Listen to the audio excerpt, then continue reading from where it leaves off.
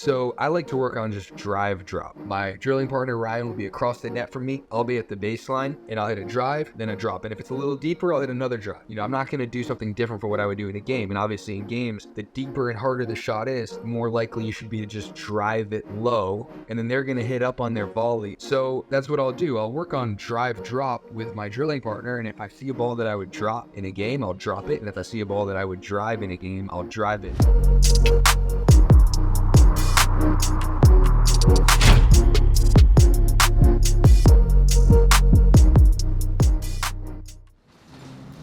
For over 10 years, innovation has been at the core of who we are at Selkirk.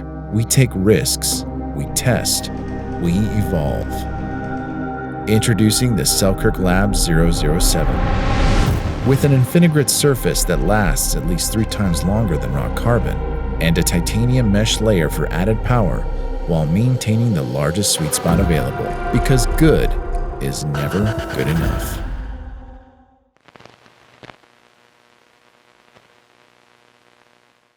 Okay, thank you for tuning in to another one of my episodes. We're back. I'm here in Milwaukee right now, which actually this is my first time ever coming to Wisconsin, just in general. And now I'm here in Milwaukee and I'm pleasantly surprised. It's pretty nice. I only had low expectations because of what I had heard about it from everybody else, which is generally the only thing you can really base your expectations on. And I'm here now and I'm liking it. The weather is actually pretty good. The court situation is pretty good too. We're playing at the Baird Center. I think it's a convention center area. It's like a ballroom, and the courts are pretty solid. I would say one thing that I've noticed that is important probably to note here is that when you're going to put pickle roll down on a court, one of the issues with Vegas, and I'm not complaining about PPA Vegas, but I think one of the issues with those courts was that the surface underneath the pickle roll was not that hard and not that strong. And I think that's actually more important than the pickle roll itself. So people were complaining about the pickle roll. I don't think it was the pickle roll's fault in Vegas, because obviously people were complaining about the PPA Vegas bounces being bad and whatnot. Really, it wasn't the pickle roll. It was the surface underneath that had like some uneven spots, and it just wasn't that strong. But here in Milwaukee, we're playing on pickle roll also, or something similar to pickle roll, it seems like. And the ground itself it's like almost a cement type of ground. It's a very hard, solid ground. And I think that is something that definitely helps the pickle roll. I think if you have a pickle roll set up on a super hard surface, I think it makes it easier. I think the bounces are more true from what I've seen. Because obviously pickle roll can lend itself to some questionable bounces, but it is what it is. Pickle roll has its pros and cons. You can put it anywhere, but I think if you can actually put it on a very hard surface, it's a very playable material. This is not an ad for pickle roll, but anyway, I think that's what you need. You need the hard surface. So, okay, we're here in Milwaukee. Did a few drills today. We're going to talk about some of the drills that I've been doing recently that have been helping me a lot. I think the main drill is just a different game where we're working on, it's funny because people talk about resetting the ball. You talk about resetting the ball from the transition zone, or you talk about resetting the ball from the baseline. And rarely are people talking about that reset from, 3 feet inside the kitchen line, where let's say you're almost in, you've got maybe one more dead dink or just safe dink to hit on your end before you can actually get into the kitchen. And that's something that I think, getting from that defensive dinking position to a neutral dinking position is something that separates a lot of good players from very good players. And for me, I was working on that a lot today. So it would just be my partner at the kitchen line. He would feed a ball to me, and I would just start 4 feet behind the kitchen line. So I'm not starting back. I'm not even really starting in the transition. I'm starting a little bit closer from, the transition zone to the kitchen. So 4 feet behind the kitchen line is where I'm starting. And he hits the ball at my feet at a pretty average pace, nothing crazy. And then we just play it out down the line. I'm a big believer, I've said this many times, I'm a big believer in point-based drilling. So the drilling is a point within itself. You're not just cooperatively hitting the ball back and forth. I think that cooperatively hitting the ball back and forth can be helpful if you're a 3-5 and you're just looking to get better at striking the ball and making contact with the ball, 3-5 below that is. But as you get better, you're going to want to build your game and your mentality when you're actually playing the point to be one that is sort of consistent. You're always kind of approaching hitting the ball the same way. And if you're approaching hitting the ball, in practice all the time, just in a cooperative manner, just kind of lackadaisical, whatever that word is, doing it, and then you go to a game and you have to flip the switch, I think that's a lot harder to do than if, every practice you're kind of treating it like a game.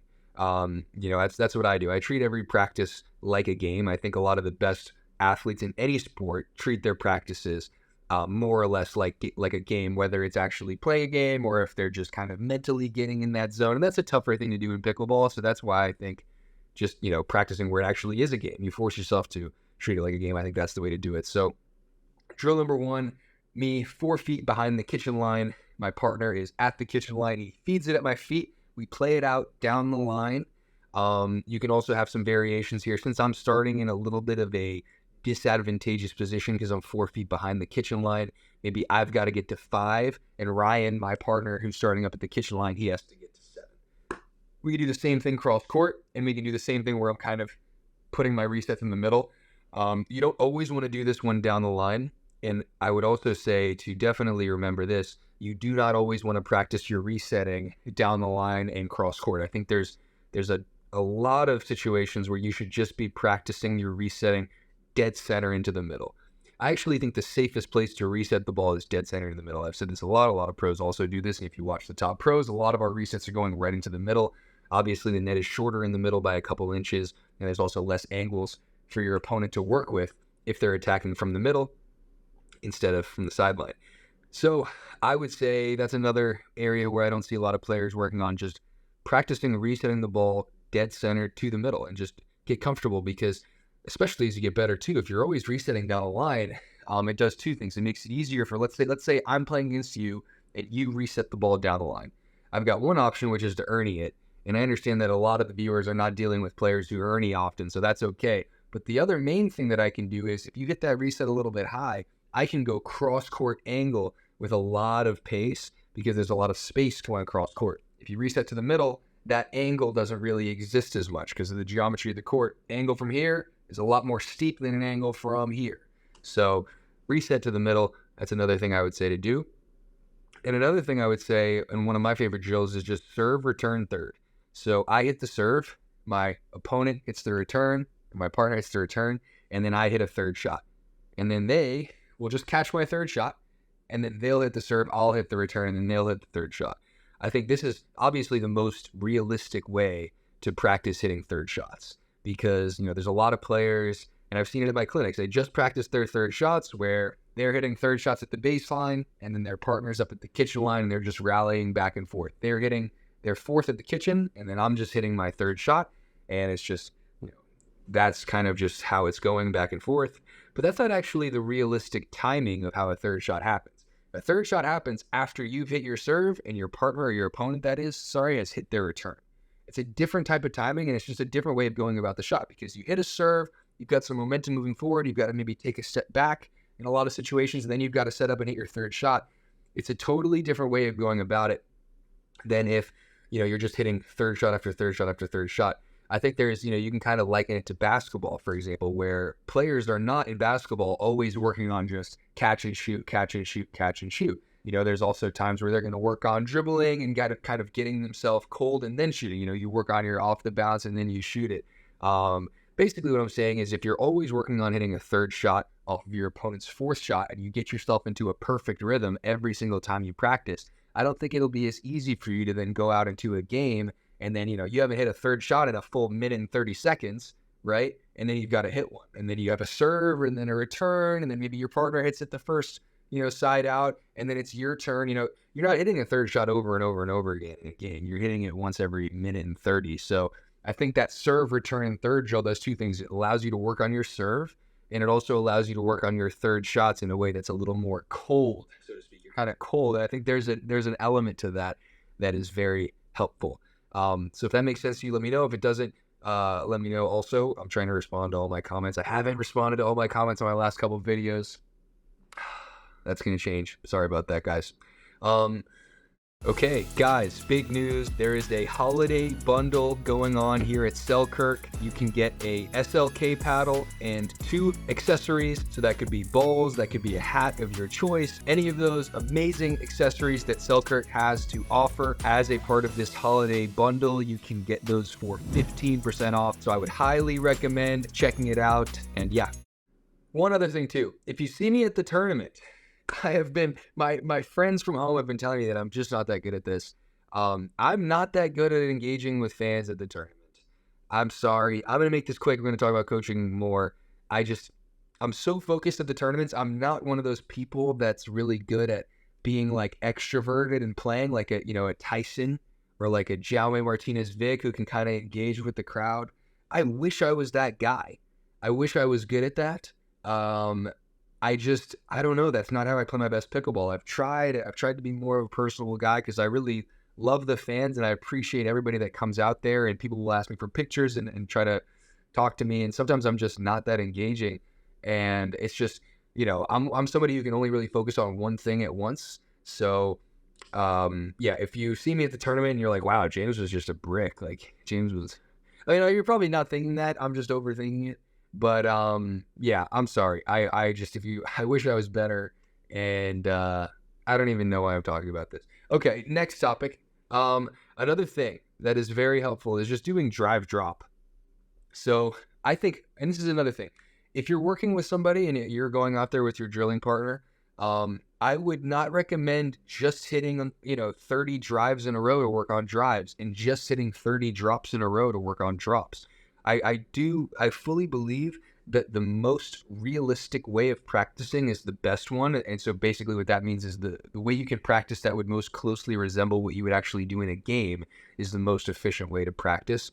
So most of the time you're not hitting, 5 drops in a row or 5 drives in a row in a point.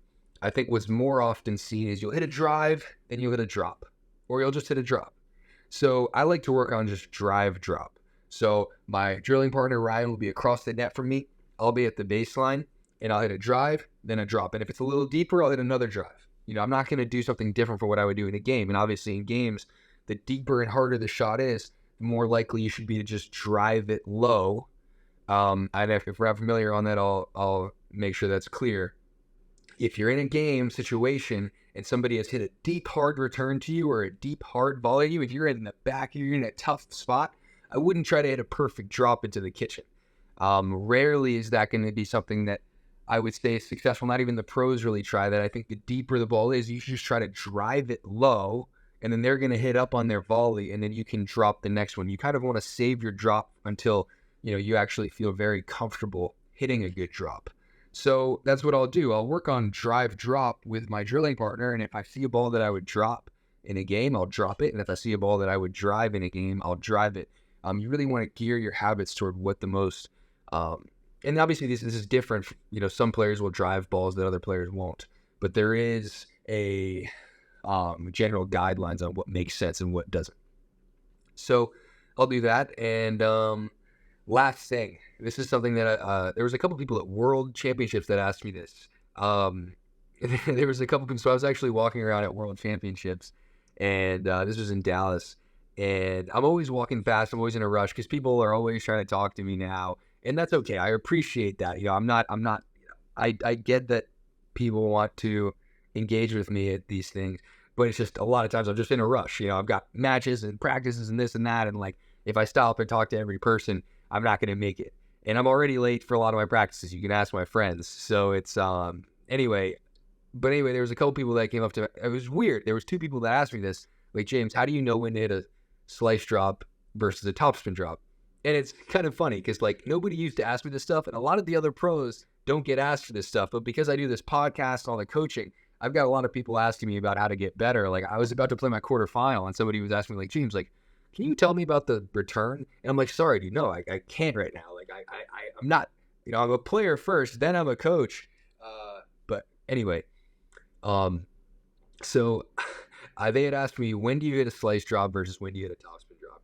And I actually think it's a lot more simple than people think. As long as you can hit both. If you feel more comfortable with one or the other, then it kind of changes things. But if you feel comfortable with both, which I would recommend being comfortable with both, there's a time and place to hit a topspin drop and a slice drop. I would say that the deeper you are in the court, the more likely you should be to hit a topspin drop. The reason for that is topspin will sink down because of the spin, and a slice drop will be more likely to float because it has backspin. So I think it's tougher to hit a perfect slice drop from all the way back behind the baseline. If there's any sort of wind, a slice drop will be more affected by the wind than a topspin drop will, because a slice drop is more likely to be in the air for longer. So if you've seen a drop with a little bit of slice on it, you'll notice that it's actually kind of travels a little more slowly through the air, which is why it's easier to control and to make, I think, from a little shorter. For me, if I'm closer to the net and I've already hit a drive and I'm maybe 5 feet from the kitchen line, I'll just kind of slice it. Not even really slice it, but just kind of, it'll have a little bit of backspin, but I'm kind of just trying to bunt it in. That's easier for me. But if you try to do that from behind the baseline, it's tough to do that with a lot of precision. So if I'm behind the baseline, I'll usually drive it, or if I'm near the baseline, I'll drive it. As I get maybe a couple feet within the baseline and I've got some time, let's say I've, the ball is a little slower and I don't want to drive it, then I'll hit a topspin drop. And then if I have already hit a drive and I'm really close, I'll kind of just hit a slice drop or maybe even just like a bunt and just kind of poke it in. And I would say that with a slice drop, I'm almost always going to the middle. There's really not a lot of reason to go all the way to the sideline with a slice drop. I just don't think it's worth the risk. I think if you are going to hit a topspin drop, though, and you want to go for a hard cross-court angle, that's something that can give you some benefits if you feel comfortable with it. But with a slice drop, I really think it just makes sense to go to the middle every single time. And with topspin drops, definitely go to the middle pretty often too, but that's when you can use the sidelines if you want to. So yeah, we kind of hit a bunch of random topics here. That's pretty much it. One quick thing too, that's kind of a sad note. So the guy who is going to be the best lefty in the game, in the entire game of pickleball, he's totally exploded onto the scene this year. His name is Maxwell Freeman. His Instagram handle is Max Freeman PB, and he beat Tyson McGuffin in doubles last month. I think 11-3, 11-5. He's just been destroying a lot of the top pros. He just had match points against J.W. Johnson and Dylan Frazier 2 weeks ago, and he first picked up a paddle 9 months ago. So he's only been playing pickleball for 9 months. He's probably the most talented player I've ever seen play pickleball, and he's a lefty. So it's just across the board, he's doing things that we've never even really seen this early on, and all the pros are talking about him. It's a cool thing. He's already got a bunch of great partners. I played doubles with him once. He's played doubles now with Hurricane Tyra Black. He's playing doubles with Leah Jansen at the next 2 tournaments. So the other pros are seeing him. Sad note though, he is going to probably be playing APPs. So I guess the PPA, it is what it is. They've chosen not to sign him for now.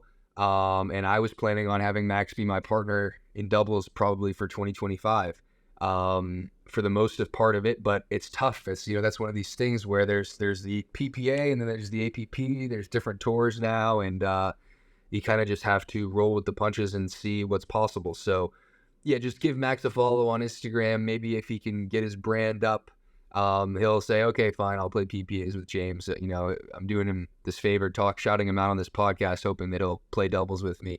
But no, it looks like he'll go APP. But anyway, yeah, check him out. He's got some highlights on his Instagram.